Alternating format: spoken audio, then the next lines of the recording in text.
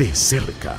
Credibilidad y experiencia, responsabilidad periodística, economía, política, medio ambiente, cultura, valores y mucho más.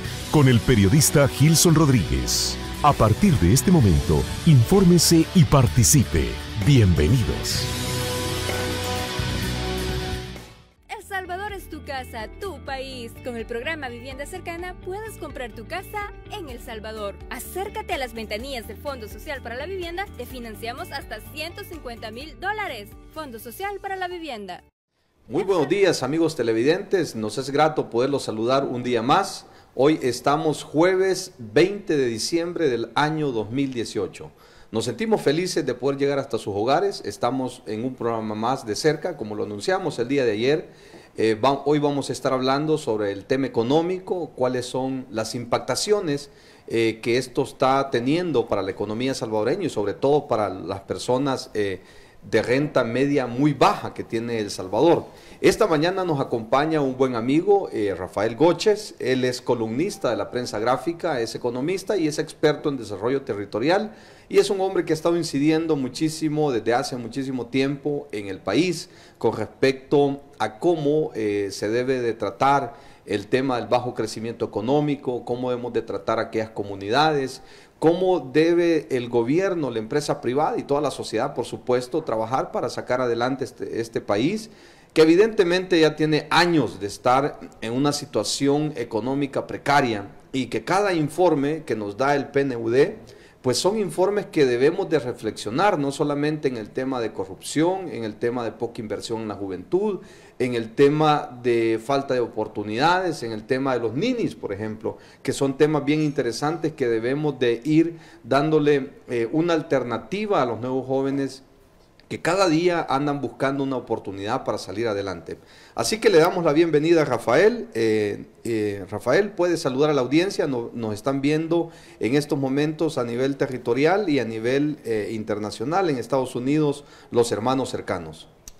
Muy bien, muchas gracias, Jaime. Es un placer para tu servidor estar en el programa de cerca y efectivamente este es uno de los temas más importantes del país porque la juventud, 30% de acuerdo al informe de Desarrollo Humano 2018, 30% está entre los 15 y los 30 años, por lo tanto es un segmento sumamente importante con desafíos tremendos como es justamente lo que tú mencionabas respecto a los jóvenes en el área rural, quienes se insertan a una temprana edad o se dedican a labores para ayudar a la economía familiar, pero también eso implica alejarse de los estudios y como tú sabes, la formación, la educación es un elemento sumamente importante para el progreso. Muy bien, quisiera darle un saludo a los amigos que nos escuchan en El Salvador y fuera de El Salvador. Claro, un saludo muy respetuoso y desearles una feliz Navidad y próspero Año Nuevo, tanto a los hermanos que viven dentro como fuera del país. Muy bien, gracias Rafael. Sabemos que estás incidiendo mucho en el tema económico. Bien, quisiera plantearte un par de variables para que las pudiéramos analizar de cara a que la población entienda qué es lo que está sucediendo con el tema económico de El Salvador. Rafael, el país ya lleva aproximadamente unos 15, 20 años sin tener un despunte de un crecimiento económico.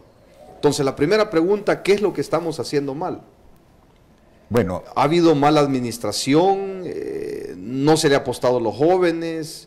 ¿Desde qué perspectiva debemos de abordar este punto? Bueno, efectivamente yo creo que son varios factores que están incidiendo.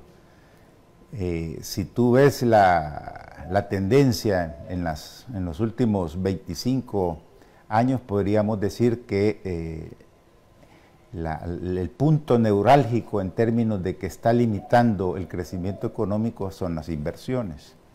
O sea, al haber pocas inversiones que no pasan, en nuestro caso, al sumar inversiones públicas más inversión privada, no llega al 20%. Por lo tanto, eso se expresa en que el crecimiento económico en promedio anda en 2%. Entonces, el reto es la inversión. Pero ahí hay un elemento sumamente importante que el mayor porcentaje o lo que mayor impacta en términos de crecimiento económico es la inversión privada. Es decir, el sector empresarial es un elemento clave para dinamizar la economía. Y si tú tienes al sector privado o lo estás señalando como el enemigo o el malo de la película, pues no generas el clima de negocios apropiados para la inversión. Por otra parte, la inversión pública no solo ha tenido problemas en términos de una lentitud, porque digamos, todo lo que se está programando, por una parte no se programa lo suficiente dentro del presupuesto nacional, aunque para el 2019, si no mal recuerdo, son alrededor de 1.000 millones de dólares los que van destinados para la inversión, pero la cuestión es que no se ejecuta. El nivel de ejecución de la inversión pública es muy bajo y eso se debe justamente a problemas en términos gerenciales o de capacidad administrativa, como también a los procedimientos, a la burocracia para poder realizar los programas de inversión. Dicho esto, la otra cuestión es que nosotros estamos en un modelo centralista, es decir, que acá se concentra el poder político en pocas manos y la actividad económica en el área metropolitana de San Salvador. Entonces, por eso tú ves de que hay una fuerte migración de los 12 departamentos restantes hacia el área metropolitana de San Salvador. Únicamente San Salvador y La Libertad son los 2 departamentos que son receptores de población. Los 12 restantes departamentos de El Salvador son expulsores de población. ¿Y por qué expulsan población? Porque no existen las oportunidades económicas, oportunidades de trabajo y la gente, la primera respuesta muchas veces es emigrar hacia la capital y otros es emigrar hacia el exterior. Entonces nosotros tenemos un éxodo sumamente crítico expresado en que 3 de cada 10 salvadoreños viven en el exterior. A veces nosotros no le prestamos atención a esta cifra, Jaime. Pero si eso pasara en China, tú tuvieras que ser, no sé, cerca de 400 millones de personas estuvieran en el mundo. Entonces, realmente eso, por una parte, ha tenido beneficios, que es lo que más aprecia la población y los gobernantes, en términos de que para este año cerca de 5.000 millones de dólares ingresan al país. Pero el costo de eso es separación de la familia, pérdida del sentido de identidad, fuga de talentos humanos, porque mucha gente que se ha ido son compatriotas con capacidades, ¿verdad? Gente con emprendedora, ¿verdad? Decidida a mejorar su situación y por lo tanto pierde El Salvador un capital humano sumamente importante. Bueno, hay varios aspectos que creo que has mencionado que vale la pena destacar. Y creo, Rafael, que esto, la situación de las precarias condiciones económicas que viven los salvadoreños, es justamente esa situación de no poder acceder a un par de zapatos, no poder acceder a los servicios mínimos básicos, no poder acceder a una vivienda digna, por decirlo así. Esto se ve reflejado en estos tiempos, que las personas no tienen ni para, a veces, para darse un alimento digno en estos tiempos. Esto es golpeado directamente a las personas más pobres del país. Esto nos lleva a 2 puntos, Rafael, que tú tocabas uno de ellos, a que haya más inmigración y migración también, porque son 2 aspectos que hay que analizar, ¿verdad? La gente que emigra dentro del territorio hacia la capital y la inmigración que se da de los salvadoreños que se van hacia el extranjero. Entonces, en ese sentido, Rafael, ¿será que los jóvenes no están asociando su proyecto de vida con El Salvador debido a los índices que nos están arrojando, no solo en aspectos económicos, el tema de inseguridad, la corrupción, la falta de oportunidades, la poca inversión en la juventud, la poca inversión en educación que se ha dado en los últimos 50, 60 años en El Salvador, que no se le está apostando a los jóvenes. Y uno de los desafíos justamente que está haciendo el último informe del PNUD sobre desarrollo humano enfocado en la juventud es que dice que hoy tenemos un bono demográfico y que esta ventana aproximadamente va a estar abierta hasta el 2035. Esto implica, Rafael, que nos hace una gran sugerencia, que hay que trabajar con los jóvenes, hay que invertir en la juventud. ¿Cuál sería tu opinión con respecto a este informe y cuáles serían las decisiones que el próximo gobernante debe de tomar? Bueno, quizás para la teleaudiencia es importante precisar esto del bono demográfico. Bono demográfico significa que la mayor cantidad de salvadoreños está entre los 14 y 60 años, es decir, está en una edad productiva. Los dependientes son menos, es decir, los que están abajo de 14 años, los niños que están en esa situación, y los adultos mayores que están de 60 para arriba. Entonces, eso significa que la mayor cantidad de salvadoreños está entre los 14 y 60 años, es decir, que pueden generar riqueza, que pueden producir. Por lo tanto, por eso se llama bono demográfico, porque está en una edad en la cual puede la mayor cantidad de salvadoreños generar ingresos para sus familias y una menor cantidad de dependientes de la familia.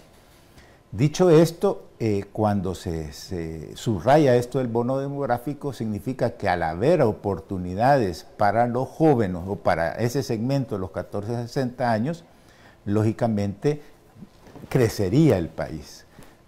Pero lo que sucede es que para poder tener productividad, aumentar la productividad, necesitas educación. Y ahí es donde empiezan las grandes incógnitas o debates en términos de que, mira, para mí en lo particular veo que los salvadoreños son tres elementos que están afectando muchísimo. Uno es que nosotros estamos acostumbrados a pensar de que papá gobierno nos va a solucionar los problemas.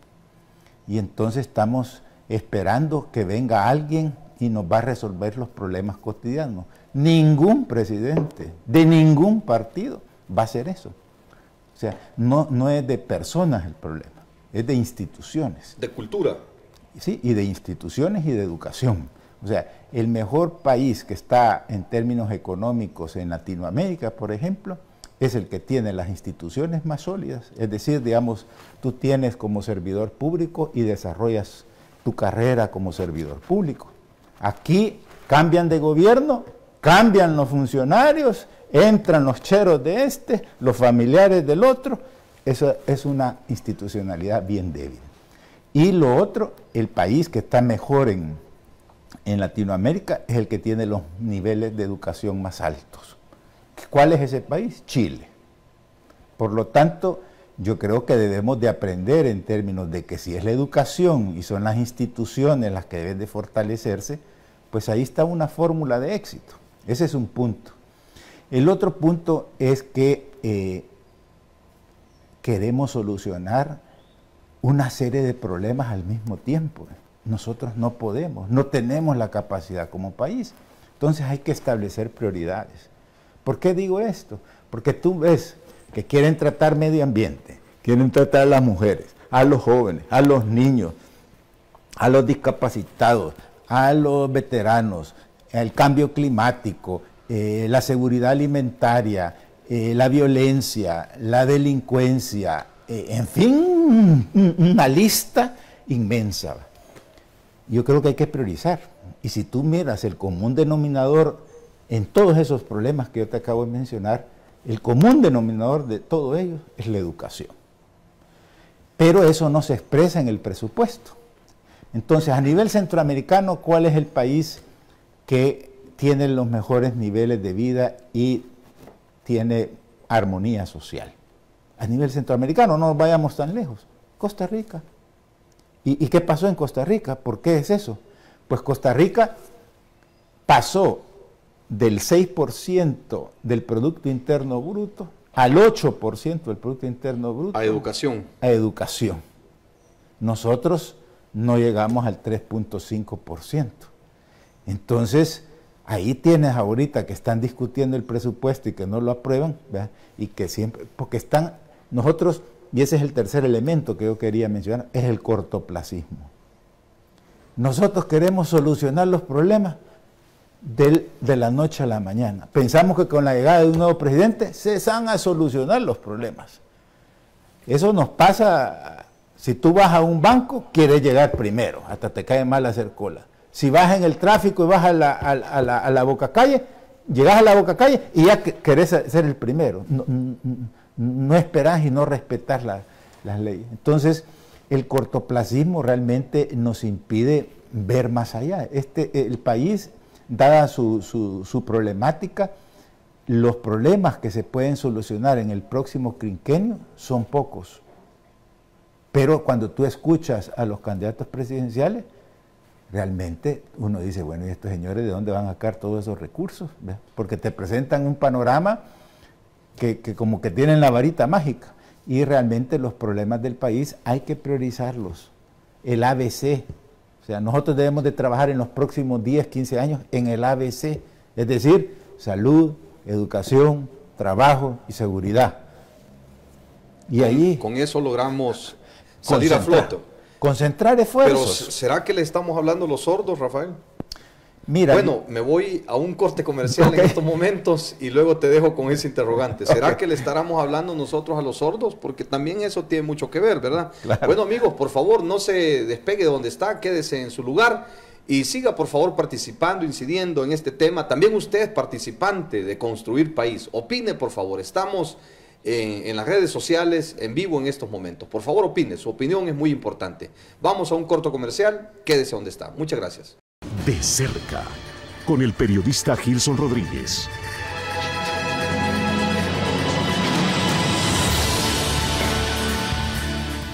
Muchísimas gracias por quedarse en su lugar, le agradecemos mucho. Vamos al segundo bloque, pero antes queremos saludar a Juan de Paz, que nos ve y está comentando en las redes sociales. También le damos un saludo a Víctor Alexander Andrade Castro, un saludo.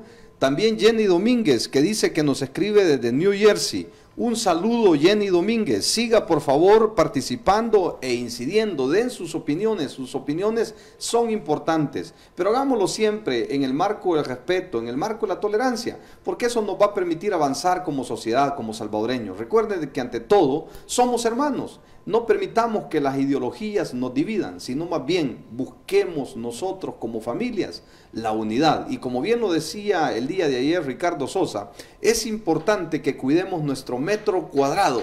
¿Y qué es cuidar el metro cuadrado? Procuremos que haya armonía en ese metro cuadrado donde nosotros nos movemos, porque si hay armonía va a haber paz, y esto al final va a generar una cultura libre de violencia en El Salvador, que tanto la necesitamos.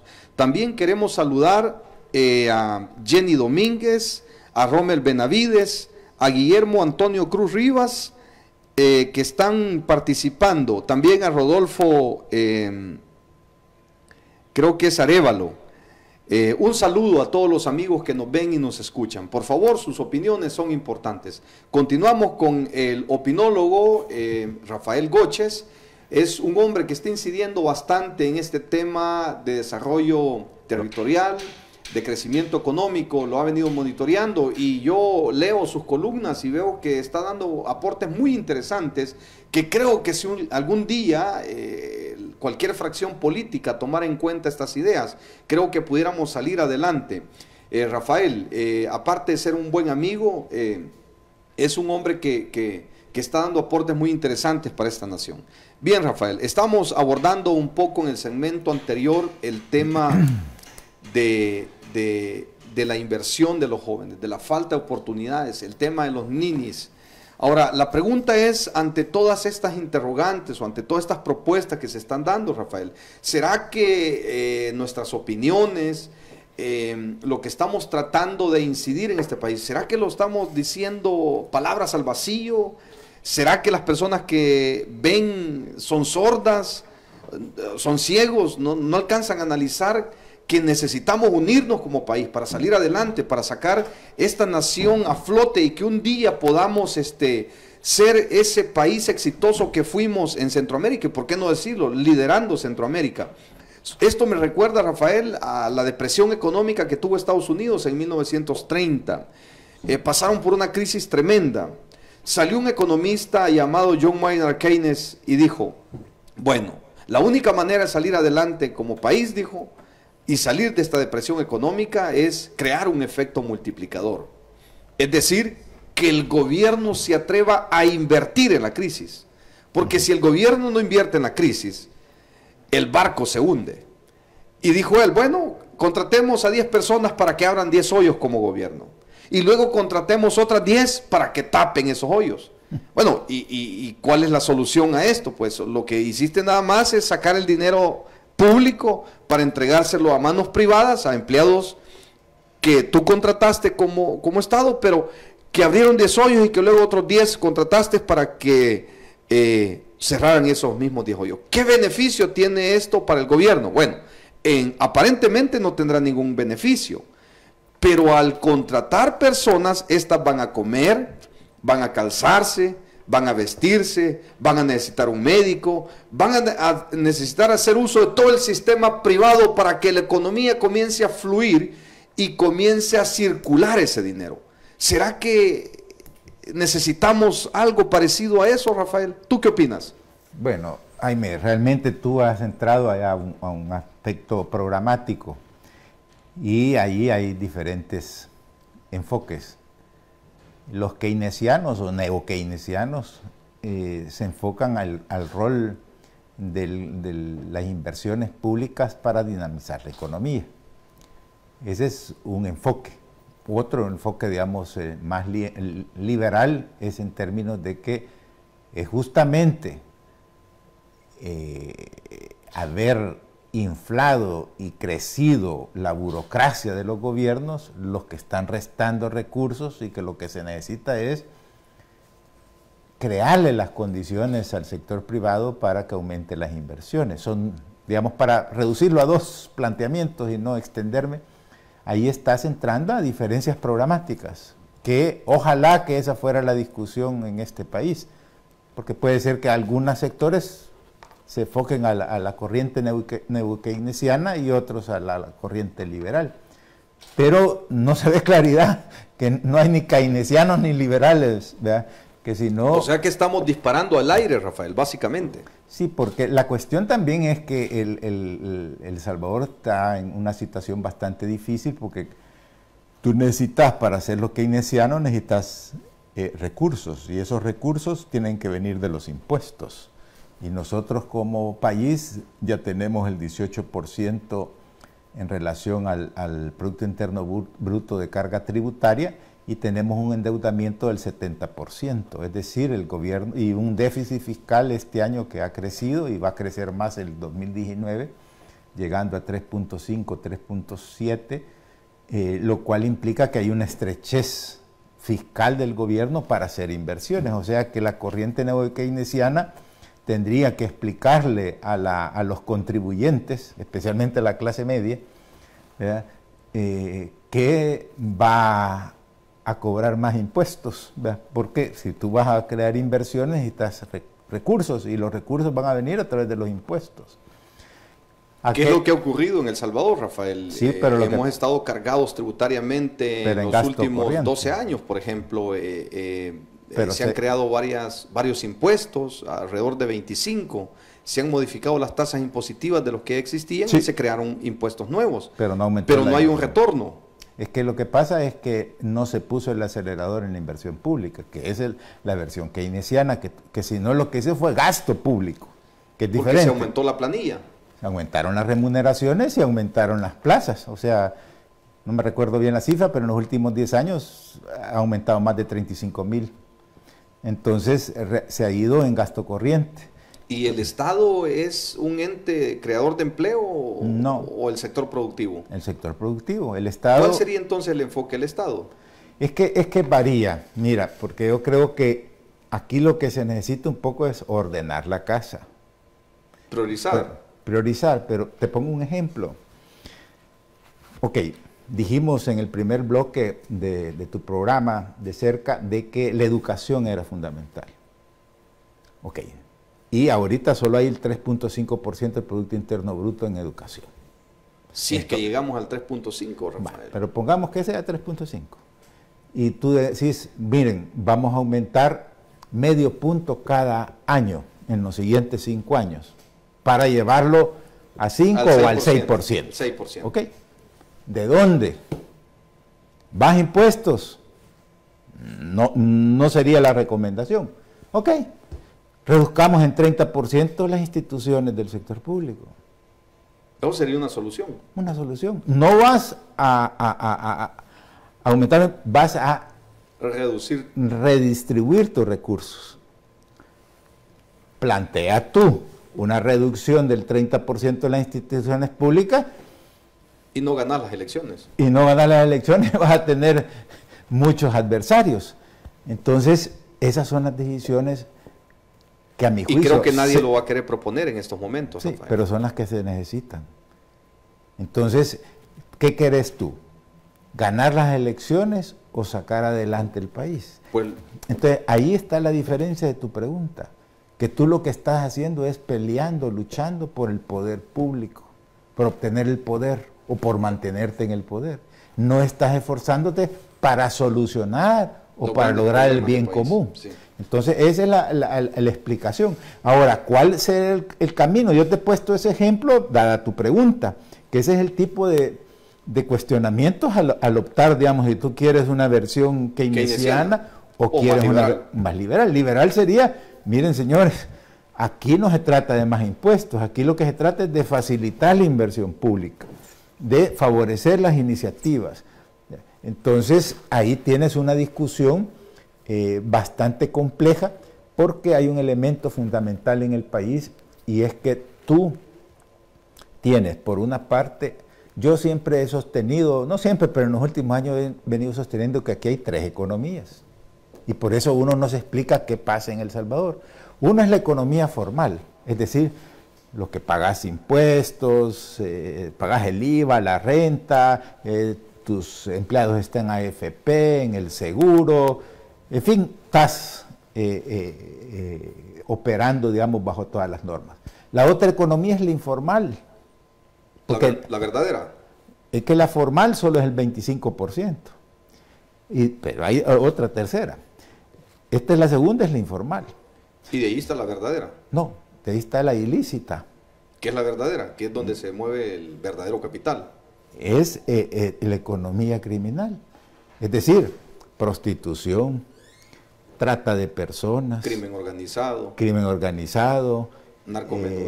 Narcomedudeo, contrabando, robo, en fin, todo. Entonces, porque uno en veces no se explica, dice, las tiendas llenas en esta época, el aguinaldo a la gente dice que no le alcanza, pero uno va a los lugares, están llenos. ¿verdad? Quintuplicado el aguinaldo. Sí, entonces, por otra parte también se explica, gracias a los hermanos cercanos, que mandan sus remesas o vienen al país a visitar, entonces tú ves que hay más liquidez. Claro. Entonces, la economía como tal, la economía formal, no alcanza a explicar el comportamiento, porque también tú te vas al interior del país y tú vas a ver inversiones en casas, en carros, que dices, bueno, ¿y cómo es posible que o sea, la economía formal no te explica ese comportamiento de claro, mucha y población. Creo, Rafael, que ese es un fenómeno que estamos viviendo. Sí. Pero concretamente, Rafael, esto creo que son los temas que deberíamos de estar discutiendo de cara a las elecciones 2019 con los candidatos. ¿Cómo van a solucionar el problema de falta de oportunidades a la juventud? ¿Cómo van a solucionar el tema de la educación? ¿Cómo van a solucionar el tema de inseguridad del país? ¿Cómo van a solucionar el tema de la inmigración que estamos teniendo como salvadoreños? ¿Cómo vamos a hacer crecer la economía? Creo que son aspectos que deben de abordarse desde una perspectiva real. Pero claro, tú acabas de poner en perspectiva el tema. Bueno, si reducimos el Estado en un 30%, evidentemente nos va a alcanzar para hacer todas las obras que necesitamos como país. Pero perdóname, fíjate que yo no planteé reducirlo, yo planteé redistribuir, porque lo que te dije fue, reduzcan el 30% de las instituciones públicas y eso que vas a reducir, inviértelo en educación. Exactamente. O sea, no es reducir, que sino es redistribuir. Sí, pero para reducir, para redistribuir tenés que reducir. Y aumentar en otro lado. Entonces tenés que reducir, tenés que socarte el cinturón. Lo cual no hemos tenido en muchos años, quizás décadas, una ley de responsabilidad fiscal. No la tenemos, Rafael. Bueno, lamentablemente no la tenemos y eso también está afectando. Sí la tenemos, Jaime. Cuéntanos. Se aprobó en el 2016. Pero como cambiaron las cuentas nacionales, había que ajustarla. Se ajustó ahorita, hace pocas semanas. Te pongo un ejemplo. Sí. Se decía de que había que hacer un ajuste fiscal y andaba alrededor del 3%. Pero esa fue presión del Banco Mundial. De todas las instituciones financieras internacionales. Exactamente. Entonces, que había que reducir en 1.5 los gastos y aumentar los ingresos en los próximos 3 años. Y la otra, para no hacerlo largo, era que el déficit fiscal había que reducirlo. El déficit fiscal no se redujo, se ha aumentado. La aprobaron y lo que hicieron fue, ya no que sea en el periodo que estaba previsto, 2017-2019, que si no le tiraron la pelota para que sea 2023, del 2019 al 2020 y pico. ¿Ya? Es decir, que esa ley de responsabilidad fiscal volvieron a aflojar las decisiones. ¿Ya? ¿Por qué? Porque tienen las elecciones enfrente. Ese es un aspecto que estamos de elección en elección. Que es lo que tú estabas comentándonos anteriormente. Dice Andrés Peña, hablen mejor de los robos de los gobiernos anteriores, ahí está la casa. Bueno, hablando sobre este punto, Rafael, evidentemente el PNUD, el AID, la CEPAL, el Banco Mundial, todos los bancos internacionales nos han dicho que el problema de El Salvador, aparte del poco crecimiento económico que se ha tenido, Rafael, para sacar a flote el país, es la mala distribución que se está teniendo de los recursos públicos, dándole una respuesta a Andrés Peña. Y por supuesto, no han dejado de señalar el tema de falta de transparencia y corrupción en El Salvador. Claro. Creo que ese es un punto que lo han dicho hasta la vastedad los organismos internacionales. Pero por otro lado, Rafael, tenés 3 índices importantes que no has logrado superar en los últimos 25 años en El Salvador. El índice de competitividad que cada año vamos bajando, Rafael, y eso es preocupante porque no tenemos las condiciones económicas para poder hacerle frente a un crecimiento económico que tanto estamos solicitando los salvadoreños. Por otro lado, el clima de inversión. El clima de inversión no ha estado muy bien, es decir, la oficina que promueve para que venga inversión extranjera en El Salvador, como es Proesa, no se ha visto en los últimos años interactuando, buscando nuevos inversionistas, promoviendo a El Salvador. Claro, esto tiene que ver con el tema de la inseguridad. Los costos propios de operación en El Salvador no son quizás como los más idóneos o adecuados para el inversionista. Todos sabemos que el costo de energía eléctrica en El Salvador es uno de los más altos que hay en Latinoamérica y esto pues evidentemente va a imposibilitar a los inversionistas a venir. Entonces tenemos que modificar entonces la estrategia para traer nueva inversión, porque al final esto es lo que necesitas. Y por otro lado tenés el aspecto del doing business, ¿verdad? Que no estamos trabajando en ese aspecto. ¿Cómo pudiéramos mejorar estas 3 cosas para hacer crecer la economía, pero también darle una solución a la juventud salvadoreña a fin de que se desarrolle, para darle cumplimiento a lo que está diciendo el PNUD con respecto a la inversión, al talento, a la juventud? Bueno, partiendo de tu comentario, Jaime, y respecto al televidente, a Andrés, que mandó ahí su comentario, es cierto en términos de que la corrupción es un factor que limita el crecimiento, pero también aleja a los gobernantes de los gobernados, o sea, la falta de credibilidad. La cuestión en términos electorales es qué va a pasar a partir del 1 de junio, porque la actitud de miles de salvadoreños frustrados, molestos, enojados, también pueden llevar a que los políticos aprovechen esta actitud de miles de salvadoreños. Y ahí la importancia muy bien de lo que tú decías en términos de poner los temas sobre la mesa. Digo esto a partir del 1 de junio porque todos piensan en las elecciones, no en cómo se va a gobernar. Para gobernar tú necesitas capacidad, por eso mencionaba yo el caso de Chile, que es el que tiene mayor nivel de educación y mejores instituciones. Entonces, para el combate de la corrupción, tú necesitas, y tú como buen abogado, necesitas la parte del Estado de Derecho, la aplicación de la ley, la separación de poderes. Y tú que tienes ahí algunos que dicen, mire, aquí las cuestiones no están funcionando porque no tengo el poder total. Si yo tuviera todo el poder, aquí se solucionan los problemas. Esa versión es antidemocrática. Si la democracia está basada en la separación de poderes, en el Estado de Derecho, en el respeto a la expresión, a la libre expresión y libertad de prensa, entonces nosotros también debemos de ser objetivos en términos de que no son personas, nosotros estamos aquí enfrascados en personas, y yo creo que el salto que El Salvador debe dar es en términos de fortalecer las instituciones.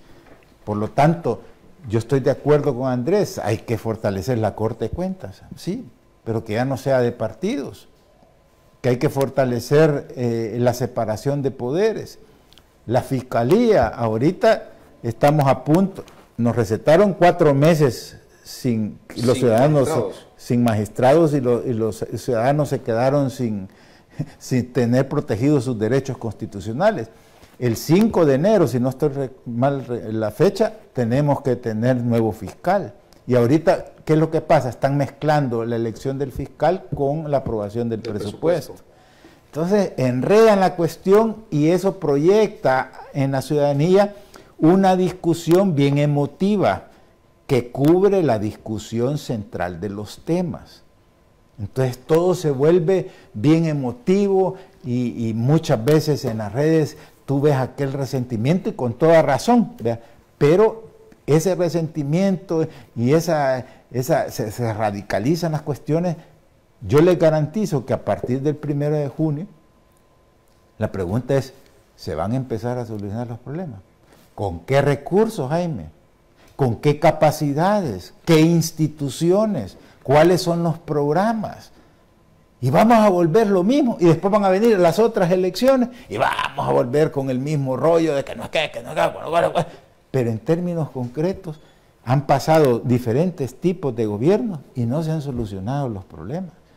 Entonces yo creo que la población también ha dado pasos importantes, la ciudadanía, pero yo creo que la Contraloría Social, el involucramiento, informarse, programas acá como el de ustedes, de cerca, de informar a la ciudadanía, de formar cultura democrática, es fundamental, porque así no les dan a tol con el dedo, como dicen, y no abusan de la ciudadanía, que prometen cuestiones, y la ciudadanía, si no está bien informada, peligrosamente cae en manos de demagogos, y realmente El Salvador lo que necesita es fortalecer su institucionalidad democrática. Y yo creo que eso, o sea, es un paso importante, y ojalá que los salvadoreños vayan participando, opinando, incidiendo, y también dejen de estar esperando que papá gobierno les va a solucionar los problemas. Ningún gobierno les va a solucionar el problema. Muy bien.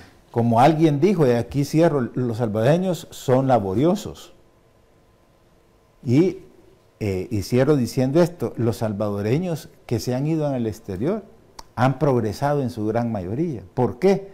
Porque han tenido acceso al mercado. Entonces lo que están demostrando ellos es que tú no es que naciste pobre y así vas a terminar siendo pobre. Tú lo que necesitas es tener oportunidades. Los salvadoreños que se fueron al exterior han progresado, pero lamentablemente lo han hecho fuera de su país. Pero lo que están demostrando es que al tener oportunidades, ellos son capaces de progresar. Claro, cosa que no ha visto ningún gobierno en los últimos años. Por favor, amigo televidente, quédese donde está, no se mueva de su lugar, siga opinando, sus opiniones son muy importantes. Vamos a un nuevo corte comercial. Muchas gracias. De cerca, con el periodista Gilson Rodríguez.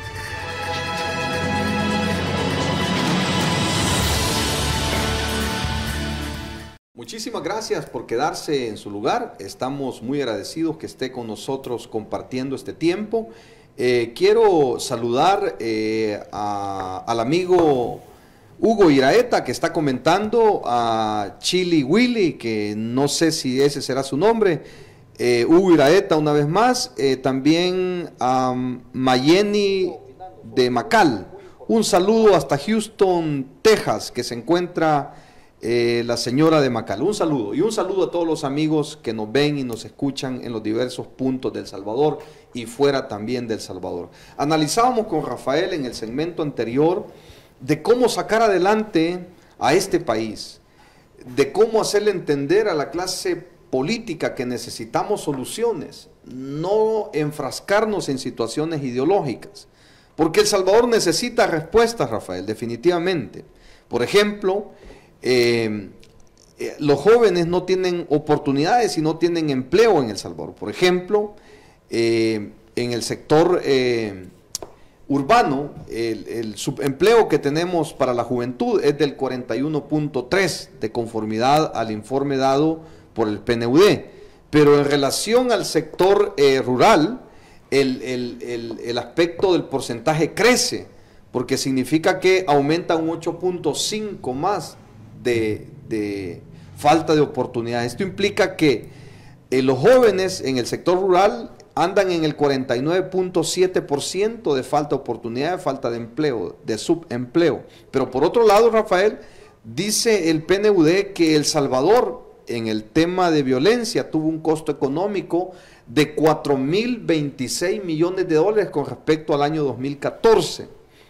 Esto significa que tenemos un problema grave, que ese dinero que lo pudiéramos utilizar en inversión se está yendo para un costo de seguridad en este país. Entonces, ese dinero no está yendo hacia la juventud salvadoreña. ¿Qué es lo que nos está señalando el PNUD? Que hay que invertir en la juventud, que hay que invertir en los talentos. ¿Qué debe hacer el próximo presidente con respecto a esto, Rafael? No estamos diciendo que el próximo presidente vaya a resolver los problemas del país. Por ejemplo, si nosotros echáramos una mirada como país, por ejemplo, y lo comentábamos el día de ayer con Ricardo, a Singapur o a Finlandia, ¿qué fue lo que hicieron diferente en los años 60? Es que esos son países pobres igual que nosotros, Rafael. No eran países que estaban dotados con recursos naturales como lo está Argentina, Brasil, Venezuela o Chile, pues.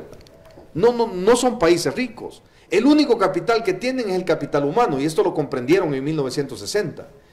Hoy le echamos un vistazo en el 2018 y Finlandia, Singapur, tienen una renta como la de Francia, como la de Austria. Entonces, ¿qué fue lo que hicieron diferente? ¿Qué es lo que tú decías? Invertir en la juventud, invertir en la educación, es invertir el crecimiento económico, es invertir a la productividad del país. ¿Qué debemos de hacer, Rafael, ante este fenómeno?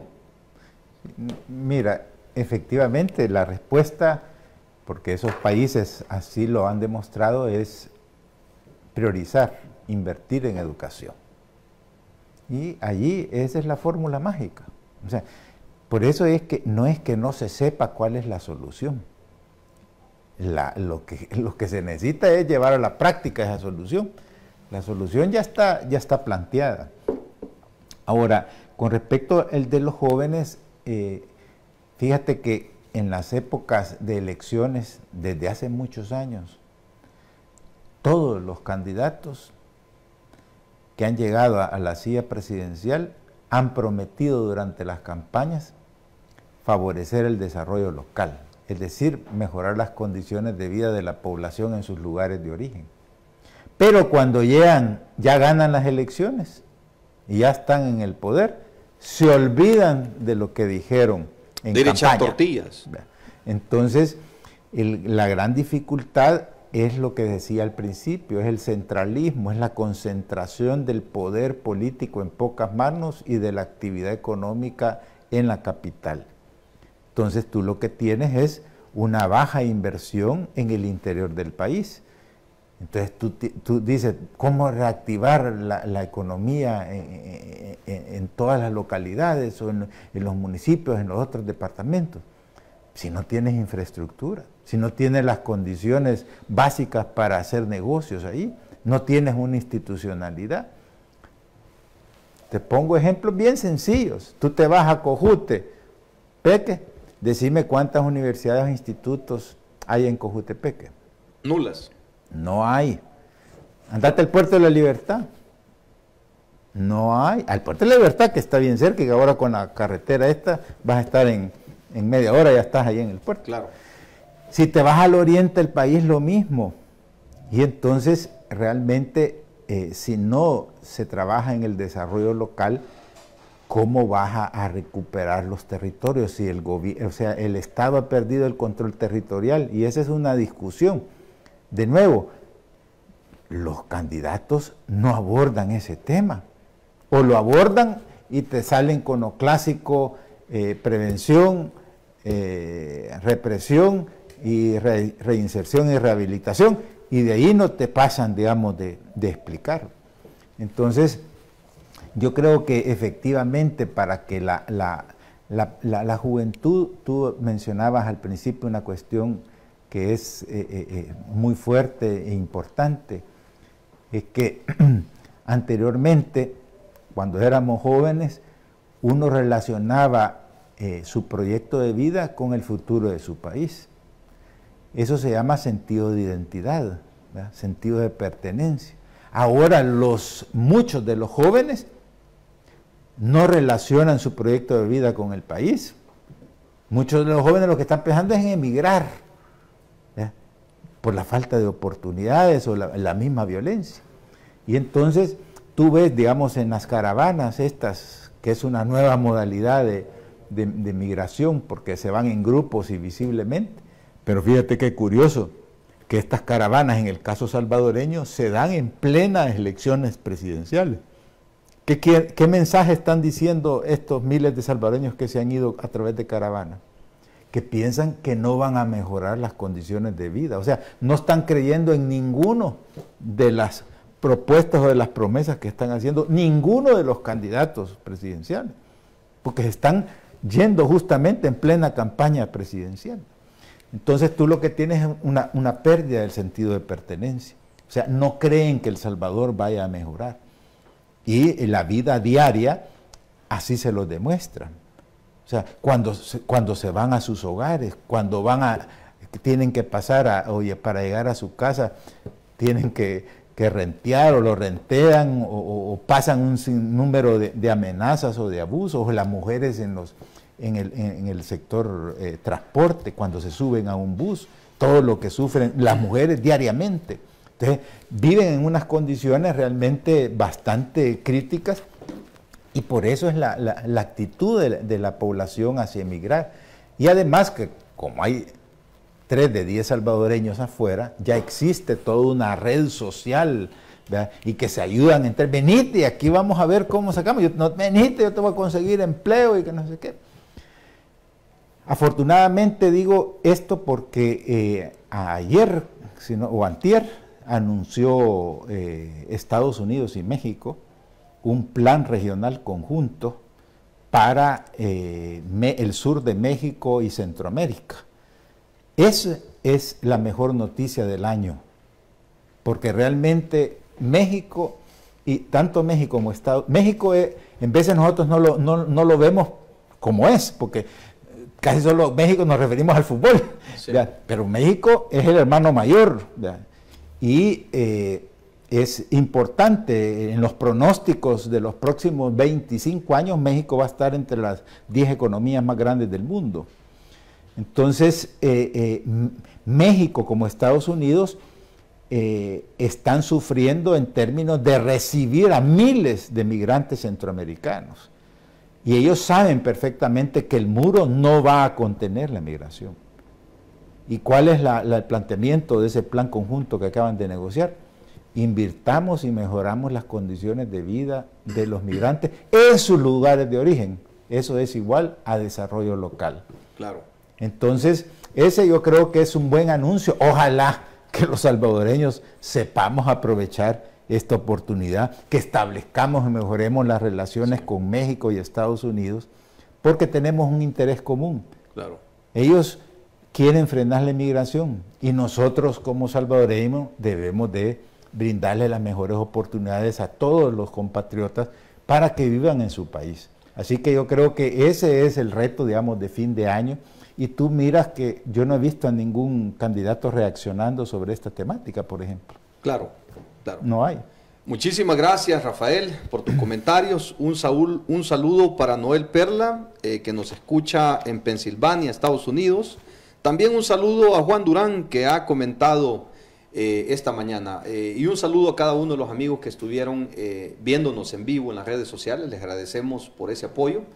Gracias, Rafael, por ilustrarnos magistralmente este tema de cómo debemos de hacer como país para salir adelante. Es evidente que necesitamos gobernantes con principios, con valores, con temor a Dios, con temor a los principios patrios, que vayan a trabajar a la silla presidencial y no a gastarse los recursos como muchos han llegado ahí, no como presidentes, sino que llegaron como bandidos a sustraer todos los bienes públicos. Necesitamos invertir en educación. Eso creo que va a ser la diferencia en El Salvador en los próximos 25 años. Gracias, Rafael. Te despides de los amigos televidentes que nos ven. Muchas gracias, Jaime, y un saludo muy especial al programa De Cerca y a Gilson Rodríguez, que entiendo que recibió un premio de periodista en Estados Unidos. Muchas felicitaciones e invitarlos a seguir adelante. Muchísimas gracias. Que Dios Todopoderoso los bendiga y que nos ilumine para tomar mejores decisiones en la vida. Muchas gracias. Nos vemos el día de mañana. Esto fue De Cerca con el periodista Gilson Rodríguez. Hasta la próxima.